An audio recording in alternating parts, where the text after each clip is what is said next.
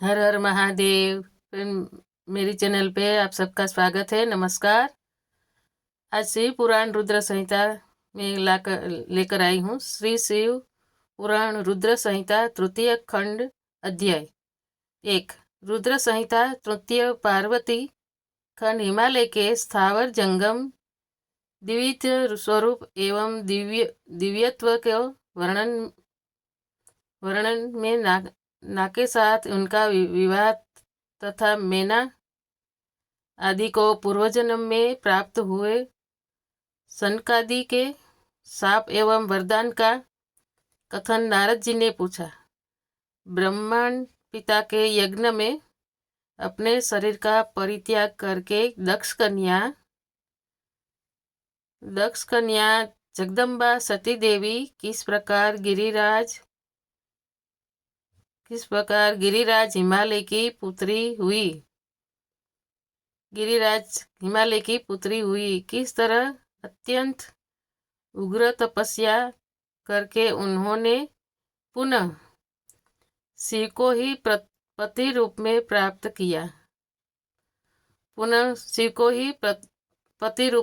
किया। ये मेरा प्रश्न है। आप इस पर भली भांति और विशेष रूप से प्रकाश डालिए। ब्रह्मा जी ने कहा, मुनि नारद, तुम पहले पार्वती की माता के जन्म, विवाह और अन्य भक्ति वर्धक पावन चरित्र सुनो। मुनि श्रेष्ठ, उत्तर दिशा में पर्वतों का राजा हिमान नामक महान पर्वत है, जो महा तेजस्वी और समृद्धिशाली है। उसके दो रूप प्रसिद्ध है, एक स्थावर और दूसरा जंगम। मैं संक्षेप में उसके सूक्ष्म स्थावर स्वरूप का वर्णन करता हूँ। वह रमणीय पर्वत नाना प्रकार के रलों का आकार खान है और पूर्व तथा पश्चिम समुद्र के भीतर प्रवेश करके इस तरह खड़ा है, मानो भूमंडल को नापने के लिए कोई मापदंड हो। वह नाना प्रकार के वृक्ष से व्याप्त है और अनेक शिखरों के कारण विचित्र शोभा से संपन्न दिखाई देता है। सिंह, व्याघ्र आदि पशु सदा सुखपूर्वक उसका सेवन करते हैं। हिम का तो वह भंडार ही है, इसलिए अत्यंत उग्र जान पड़ता है। भांति भांति के आश्चर्यजनक दृश्यों से उसकी विचित्र शोभा होती है। देवता, ऋषि, सिद्ध और मुनि उस पर्वत का आश्रय लेकर रहते हैं। भगवान शिव को वह बहुत ही प्रिय है, तपस्या करने का स्थान है। स्वरूप से भी वह अत्यंत पवित्र और परमात्माओं को भी पावन करने वाला है। तपस्या में वह अत्यंत शीघ्र सिद्धि प्रदान करता है। अनेक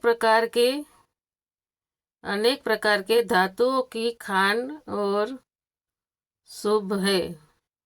वही दिव्य शरीर धारण करके स्वर्ग सुंदर रमणीय देवता के रूप में भी स्थित है। भगवान विष्णु का अविकृत अंश है, इसलिए वह शैलराज साधु संतों को अधिक प्रिय है। एक समय गिरिवर हिमवानु ने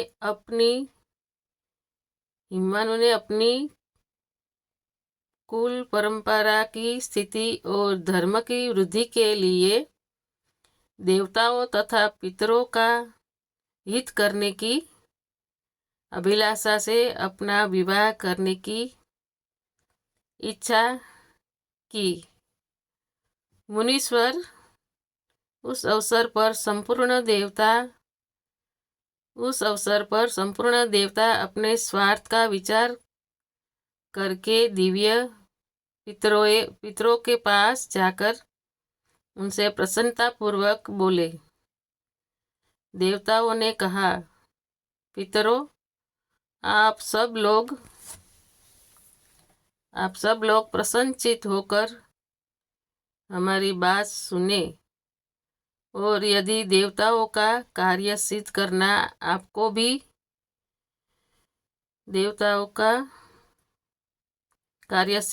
आपको भी अभिष्ट हो तो शीघ्र वैसा ही करे। आपकी ज्येष्ठ पुत्री जो मीना नाम से प्रसिद्ध है, वह मंगल रूपिणी है। उसका विवाह आप लोग अत्यंत प्रसन्नता पूर्वक हिमवान पर्वत से कर दे। ऐसा करने पर आप सब लोगों को सर्वथा महानुलाभ होगा और देवताओं के दुखों का निवारण भी पग पग पर होता रहेगा। देवताओं की यह बात सुनकर पितरों ने परस्पर विचार करके स्वीकृति दे दी और अपनी पुत्री मीना को विधि पूर्वक हिमालय के हाथों में दे दिया। उस परम मंगलमयी विवाह में बड़ा उत्सव मनाया गया। मुनीश्वर नारद मीना के साथ हिमालय के शुभ विवाह का यह सुखद प्रसंग मैंने तुमसे प्रसन्नता पूर्वक